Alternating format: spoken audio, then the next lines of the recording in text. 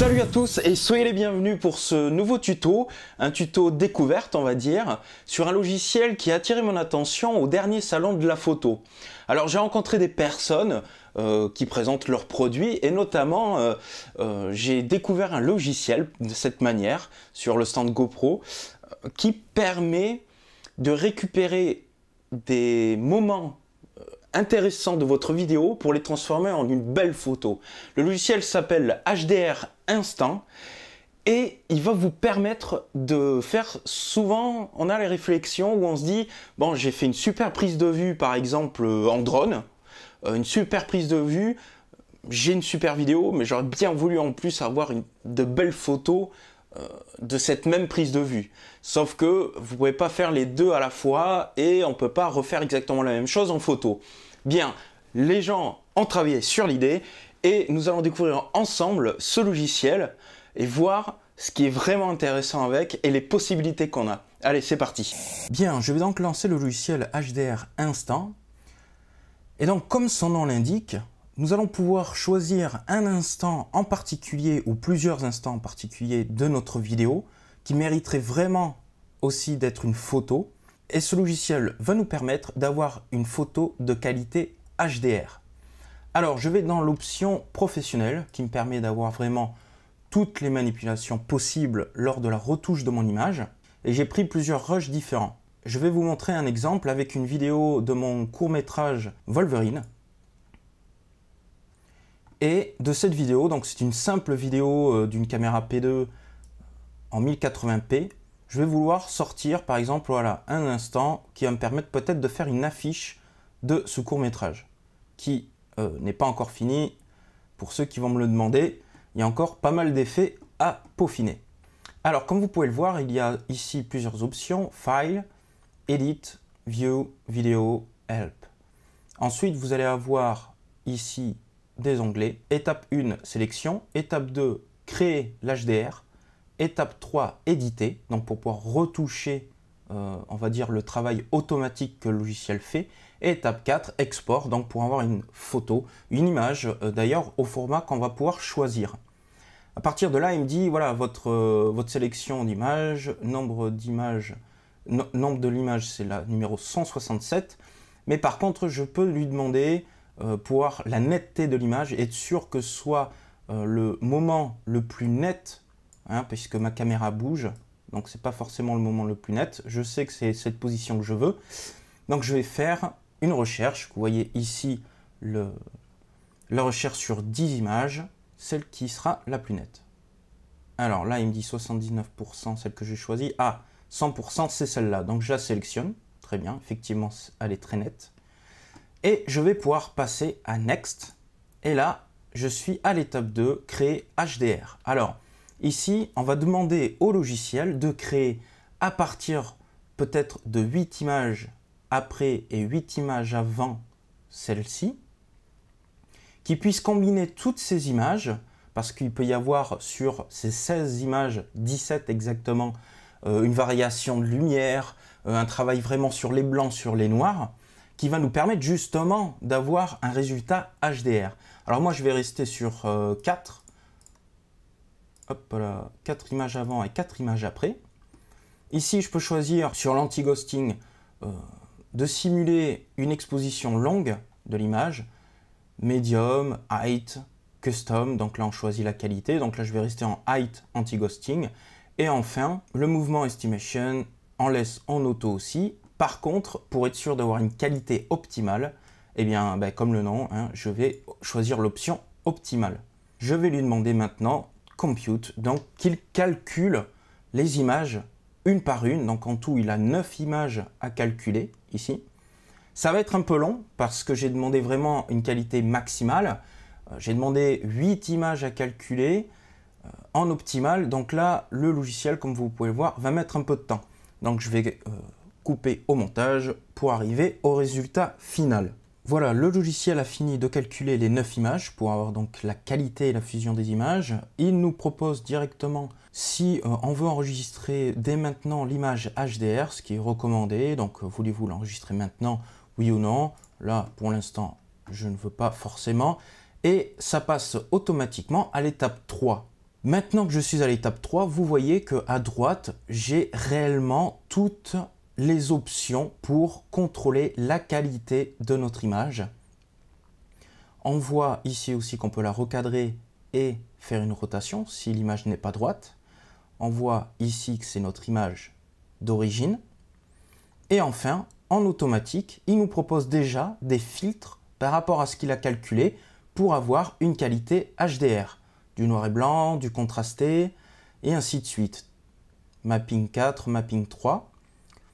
Et user, c'est parce qu'on peut créer nous-mêmes des filtres automatiques. Si on a l'habitude de travailler par exemple avec une caméra, un réflexe, une GoPro ou autre sur tous nos projets et qu'on sait que du coup on va vouloir à chaque fois en sortir des photos, on peut déjà créer une qualité, un filtre prédéfini pour cette caméra. On peut ici exporter le preset, donc déjà le créer et ensuite l'enregistrer et le réutiliser.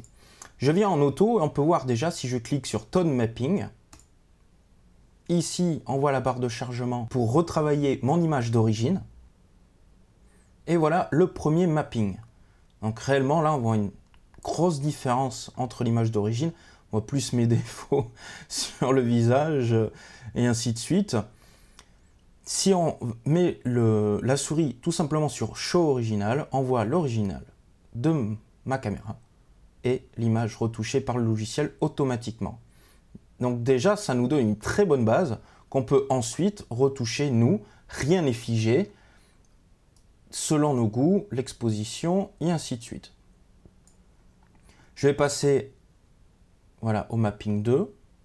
Donc là, plus saturé en couleur, par exemple.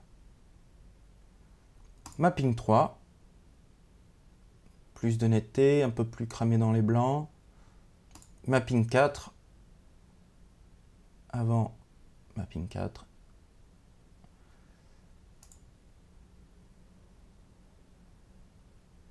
Voilà, enhanced. Donc ça peut... C'est exagéré, par exemple ici, mais c'est une très bonne base pour faire, ne serait-ce par rapport à mon court-métrage, une bonne affiche de film. Bien, rien n'est fini. Ça nous propose un filtre automatique, mais après, c'est à nous, bien sûr, de retoucher l'image pour qu'elle soit au mieux. Mais le plus gros du travail, en fin de compte, est fait par le logiciel. Si l'image, par exemple la première, nous va très bien, on n'a par exemple plus qu'à aller sur Export et on enregistre notre photo HDR finale. Mais sinon, si on veut retoucher un petit peu, voilà, ici, coloriser les noirs, un peu plus de noir par exemple, les blancs, voilà, retravailler, un meilleur contraste ici, là aussi, l'exposition un chouïa moins, là, hop là, ça retravaille. Il y a des effets qui sont plus compliqués à travailler, donc ça demande un certain temps de rendu. Voilà, par rapport à l'original, ça me va beaucoup plus, ça fait beaucoup plus Wolverine par exemple, au niveau des filtres, mais surtout ça fait une magnifique photo que je n'aurais jamais pu faire avec ma P2. Maintenant vous allez me dire, oui bon, c'est sympa ce que tu dis, mais sur une vidéo 1080, il n'y a pas trop d'intérêt parce qu'en fin de compte, une fois que c'est exporté en photo, ça ne donne pas beaucoup de définition, donc pas de grandes options pour l'imprimer ou donner d'autres formats. Effectivement, je vais fermer ce projet. Je ne vais pas l'exporter. Et je vais ouvrir ici une autre prise de vue qui a été faite directement avec ma GoPro. Et là, tout l'intérêt du logiciel, pour moi, est réellement là pour les caméras qui filment en 4K. Parce que les 4K vont avoir une très bonne définition en photo. Et là, il y a un réel intérêt, ne serait-ce même que pour l'impression. Et vous voyez aussi l'intérêt du logiciel, c'est qu'il lit, là ma caméra que j'ai mis, la P2, c'était une compression spécifique à Panasonic. Là, la compression GoPro, elle aussi, est directement reconnue. Donc, quand on importe nos vidéos, il n'y a pas de perte de qualité déjà parce qu'on n'a pas de conversion à faire. Maintenant, on va rentrer dans le vif du sujet. Vraiment, ce qui est intéressant avec ce logiciel, c'est les vidéos 4K. Donc là, c'était une manifestation « Je suis Charlie » et ça a été filmé par un professionnel avec un drone et une GoPro en définition 4K. Maintenant, cette personne, grâce à ce logiciel, n'a pas que la vidéo, mais peut en plus proposer des photos de cet événement grâce au logiciel avec une qualité HDR. Alors par exemple, je me dis, ok, là c'est vraiment intéressant, cet endroit, ce plan. On va prendre un plan par exemple, déjà pas trop, voilà, à peu près droit et pas le moins flou. On va vérifier la qualité de l'image sur 10 images si j'ai bien choisi le meilleur moment au niveau de la netteté. Voilà. Alors il me dit, ah, c'est pas la plus nette. Celle que j'ai choisie à 76%, c'est celle-là la plus nette. Voilà, bon, mais très bien. Je vais prendre celle-là et je vais faire Next. Maintenant, je vais choisir toujours 4 images avant-après. Ça suffit à peu près. Qualité height, ok, optimal. Et c'est parti. Je lui demande donc de faire le calcul pour faire une qualité de photo optimale. Voilà, il a fini de calculer. Alors, je ne vais pas enregistrer de suite. Et on va passer donc à la retouche d'image. On va faire le tone mapping 1. C'est parti, il calcule. Et voilà le travail. Donc déjà, on voit que l'image est bien plus nette. On distingue par exemple tout ce qu'il y a là-bas au fond, même qu'il y a un arbre de Noël ou autre. Je pense que c'est un arbre de Noël. Le ciel, on voit bien plus les détails, notamment des nuages. Quand on regarde voilà, l'original, on se rend mieux compte aussi du monde qu'il y a à l'intérieur. Et après, on peut choisir donc ainsi de suite les qualités d'image, notre style. Mais on voit une réelle différence au niveau de la qualité après de notre photo.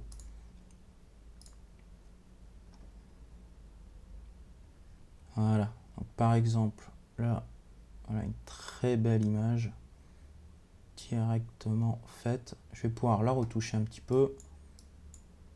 Moins d'exposition, voilà ici, le contraste. Vraiment une magnifique photo pour cet événement, alors qu'en réalité, ça a été fait avec une GoPro en mode vidéo 4K. Bien, alors on va dire que là l'image me convient. Je suis très content de mes retouches. Je ne vais pas rentrer dans les détails parce que là, pour l'instant, c'est une vidéo pour présenter le logiciel. J'entrerai plus tard dans une autre vidéo dans les détails de travaux de retouche d'image. Donc l'image me convient. Si j'ai envie, je vais pouvoir la retoucher après avec des outils peut-être que j'ai plus l'habitude d'utiliser, par exemple pour Photoshop. Créer peut-être un filtre, donner une autre dimension, mais là ce sera plus artistique. Déjà là, l'image va peut-être très bien être diffusée et surtout qu'elle est en définition 4K. Bref, je fais export. Je vais choisir ici GoPro. Ok, enregistrer. Bien, il a enregistré l'image. Si j'ouvre, je peux voir une qualité de photo vraiment très bonne. Avec une netteté, on voit vraiment tous les détails de l'image sans perte de qualité. C'est l'avantage. Maintenant, comme je vous ai dit, si ça m'intéresse à vouloir la retoucher vraiment pour donner, on va dire, de nouveaux filtres, défaire par exemple les déformations du fichier de la GoPro, je vais aller dans l'étape 4, export, et là, je vais choisir par contre le format qui m'intéresse, c'est-à-dire PSD, Photoshop PSD image, pour que je puisse réellement retoucher ensuite mon image en 8 bits ou 16 bits. Voilà, il a enregistré mon PSD, je peux le retrouver ici. Et je vais pouvoir, vous voyez là, qu'il y a carrément une très bonne définition grâce au 4K. Je vais pouvoir retoucher mon image, la recadrer, faire les travaux que j'ai l'habitude de faire avec mon Photoshop. Bien, j'espère que ce logiciel vous a intéressé, que vous avez pu voir un peu les capacités qu'il a. Si vous avez des questions, n'hésitez pas à me contacter. Je ferai en sorte d'y répondre le plus vite possible. Sinon, je vous invite à aller voir aussi le site HDR Instant, où vous allez avoir déjà tous les prix du produit, possibilité de tester le produit aussi en version d'essai, des comparatifs aussi avec les originaux et les photos. Vous voyez, par exemple en vue de drone, pareil.